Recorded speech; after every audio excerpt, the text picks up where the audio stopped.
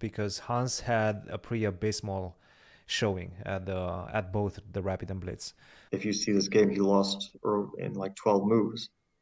Is he gets very tilted. Like he's obviously emotional, and yeah, we all get tilted, of course. But you can tell from his body language that he stopped like playing chess. Basically, he kind of gave up on the tournament, on whatever, and he was just throwing his pieces. Like there wasn't any thought to his play. Yeah. There was no concentration. There was no focus. So yeah, this is an issue that he has to work on because, of course, some players they know how to maintain their focus even when things go wrong. They don't get tilted, or at least they don't get tilted to this degree. So in this episode, that's exactly what we're digging into. Okay, great. We want to understand tilt in chess, what it does to your game, what triggers it, and most importantly, we're going to give you strategies you can use right now to overcome it. Love that. So you can start playing more consistently and ultimately better chess. Awesome. Consider this your guide to staying cool under pressure. I like it. A toolkit for mental toughness. Exactly. And before we go any further, we need to make one thing clear. Okay. Tilt isn't just a small annoyance or a bad mood. Right. It really affects how well your brain works, those skills you need to play chess effectively. It's not just a feeling. It has a real impact on your cognitive abilities. And in researching for this episode, we found some interesting stuff about how tilt actually affects your body. Oh, interesting. When you start tilting, your heart rate can jump way up. Okay. They said over 120 beats per minute. Wow. And at that point, your ability to think strategically, calculate variations, see the board clearly, all of that starts to go downhill. Yeah, that makes sense. Your brain's not working as well when your body's stressed. Push it even further, say 150 BPM. And those critical thinking skills can basically shut down. Wow, so your body's basically in fight or flight mode. It's like your brain sees a threat instead of a chess problem. Yeah, that explains that feeling of being mentally foggy or having cloudy judgment when you're upset during a game. Yeah, your brain just isn't working at its best when you're stressed. Makes sense. Another aspect of tilt we looked at was this thing called chasing your losses. Okay, I've definitely experienced that. You finish a game frustrated, maybe even angry, Yeah. and you just want to jump into another game to try and win back those rating points. Right. You feel like you have to get revenge. But the problem is, when you're playing with all those emotions, you're more likely to make bad decisions, miss important things, and end up playing even worse, which just makes the tilt worse. It's a vicious cycle. It really is. And this ties into something called the sunk cost fallacy. Okay, interesting. Imagine this. You've already spent a bunch of time playing maybe a few games. You know you're not playing well because you're tilted. Right. But you feel like you have to keep going because you've already invested all this time. Yeah, I get that. Stopping feels like admitting you wasted that time. It's like you're throwing away that investment. So you keep playing and often just lose more. Makes sense. You feel trapped. So we know tilt is bad for our game, and it's easy to get caught in that downward spiral. Yeah. But something we found really helpful was that tilt isn't just one thing. Okay. It can show up in different ways, triggered by different things. That's interesting. Understanding these different types of tilt can really help you figure out your own patterns and develop strategies to deal with them. Yeah, like having a personalized approach. Exactly.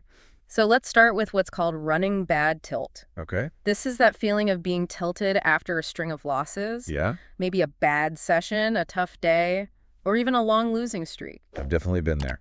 The key here is to understand that variance is normal in anything competitive, including chess. Right. Even the best players have winning and losing streaks. True.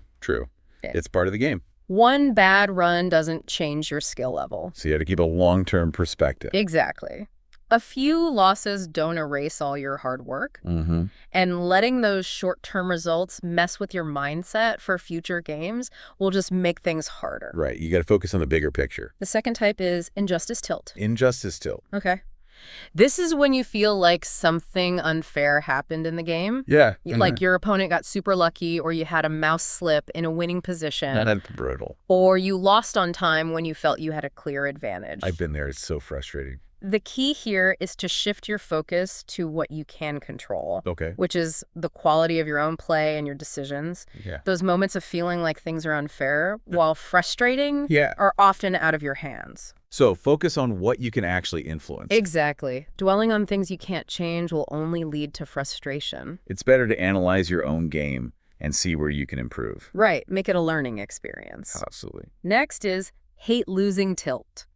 Okay, that one's pretty self-explanatory. You just really, really hate losing, full stop. Yeah. The advice here is similar to running bad tilt, except that variance is normal in chess. You're going to lose sometimes no matter how good you are. True. Don't let that fear of losing make you play defensively or too cautiously. But don't let fear cripple your game. Exactly. Embrace the challenge, learn from your losses. Yeah, that's a healthy way to approach it. The fourth type is mistake tilt. Mistake tilt. Okay.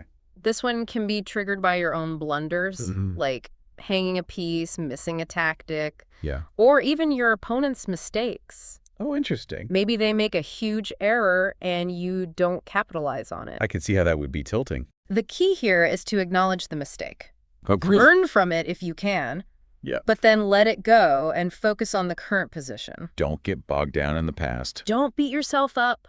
Even the best players make mistakes. Yeah, it's important to remember that everyone makes mistakes, even at the highest level. And what's interesting about this type is that it can be triggered by both your own mistakes and your opponent's mistakes. Yeah, that's fascinating. You can get upset at yourself for blundering, but you can also get tilted if your opponent makes a mistake and you feel like you should have seen it or punished it better. Right, you feel like you missed an opportunity. But the main point is the same.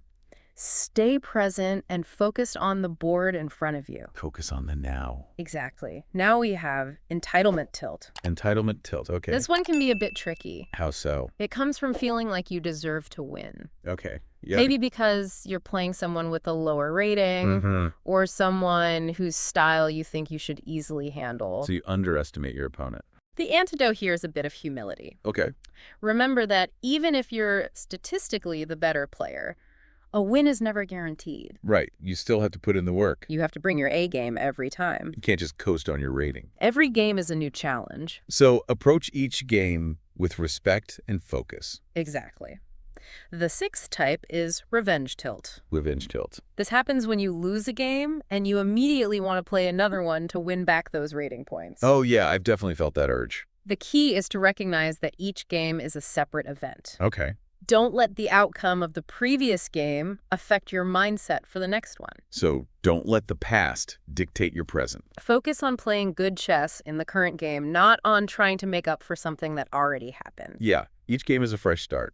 And finally, we have desperation tilt. Desperation tilt, okay. This one happens when you've lost a chunk of rating points and you start panicking, trying to get those points back as fast as possible, maybe by playing way stronger opponents or taking huge risks in the opening. So you're chasing losses and making things worse. The key here is to step back and realize that this isn't a sustainable way to improve at chess. Right, you need a more long-term approach. Focus on playing solid, high-quality chess, and the rating will follow. Focus on the process, not just the results. Think of your rating not as something you can permanently lose, but as a reflection of your current skill level, which you can improve over time.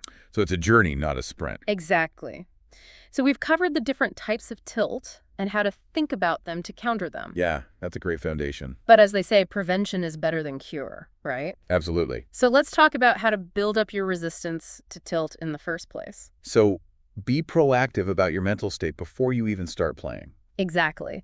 And a really powerful idea is that happiness comes from managing your expectations, making sure they align with reality. So in chess, that means shifting your focus from winning every game. Which is impossible. Right. Do focusing on playing your best each move and constantly improving. So focus on the process rather than just the outcome. It's about putting your energy into the things you can control. Yeah. Your preparation, your focus during the game, your analysis afterwards, instead of things you can't control, like your opponent's luck or online matchmaking. That's a great point. It's about taking ownership of your game. And another crucial part of preventing tilt is taking care of yourself outside of chess. Yeah, self-care is so important. Getting enough sleep, eating well, exercising, managing stress from other areas of your life.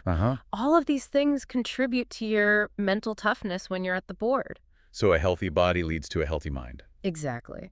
And it's really helpful to become aware of your own tilt triggers. Okay. Pay attention to those physical signs. Like what? Maybe your heart starts racing, your palms get sweaty, or those specific situations in the game that tend to set you off. Uh-huh. Like a drawn end game you felt you should have won. So, notice those early warning signs. Exactly. By recognizing them early, you can intervene before you go full tilt. Right. Catch it before it gets out of control. Another practical tip is to create a focused playing environment. Okay. How do you do that? Things like finding a quiet place where you won't be interrupted, Yeah. putting your phone away, closing unnecessary tabs on your computer, and letting people around you know you need some quiet time. So, minimize distractions.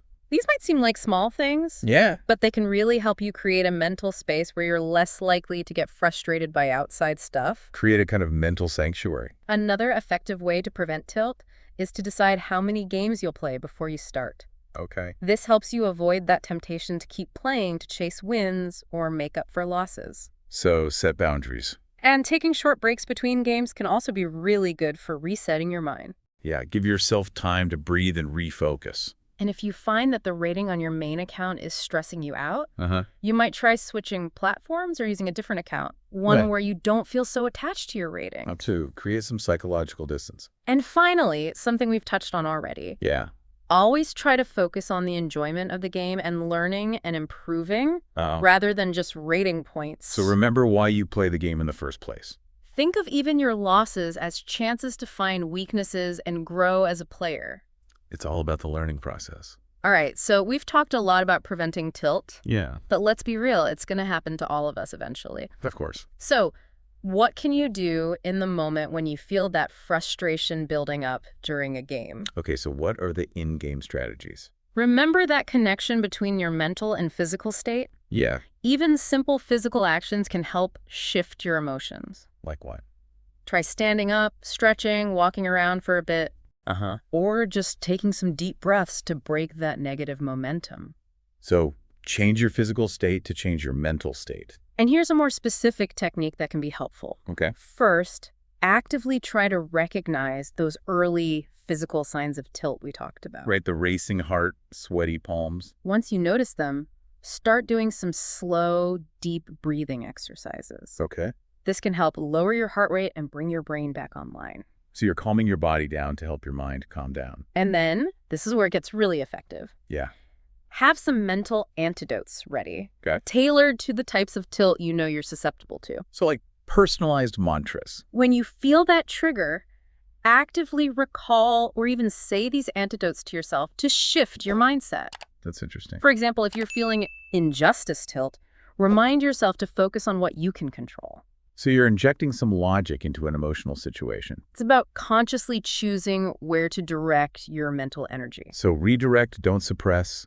Exactly. And another helpful strategy is to ask yourself better questions when you feel tilted. Okay. Instead of getting stuck in negative self-talk. Like, why am I so bad? Right. Instead of that, try asking yourself things like, Yeah. what can I learn from this? Or what could I have done differently? So shift from blame to curiosity. It's about learning and growing, not dwelling on the negative. That's a great way to frame it. So we're getting better at handling tilt in the moment. Yeah. But what about the long term? How do we get better at dealing with tilt over time? That's the key, isn't it? Long-term improvement comes from self-reflection Okay. and a commitment to learning from your experiences, So make it a habit to review your games. especially the ones where you felt tilted. Yeah. Analyze your decisions, identify the moments where emotions clouded your judgment, and try to learn from them. So turn those frustrating experiences into learning opportunities. And remember, even when you're tilted, your chess knowledge and patterns you've learned can still guide you. Yeah, that's the power of practice and ingrained knowledge. It highlights the value of continuous learning and building a strong foundation. Even when your mental game is off, that knowledge is still there. It's important to be aware of some pitfalls when trying to overcome tilt. Okay, what are some things to watch out for? Like assuming that just knowing about tilt is enough to fix it, Right. or feeling even more frustrated as you become more aware of the problem, Yeah, that makes sense. or blaming bad luck instead of taking responsibility for your emotions, Uh-huh. or failing to recognize those early warning signs, Okay. or trying to fix past mistakes while you're still emotional, Yeah. or giving up on managing tilt too soon.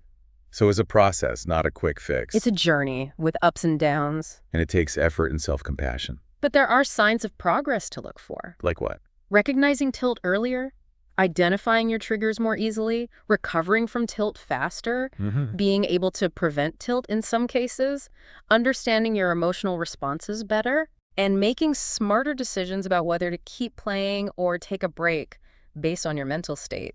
So those are the things to look for as you work on your mental game. To sum it all up, tilt is a big factor in chess performance. Absolutely. It can affect anyone, no matter their skill level. Sure. But by understanding what tilt is, identifying your triggers, and using preventative strategies and coping mechanisms, you can absolutely learn to stay calm, make better decisions, and reach your full potential on the chessboard.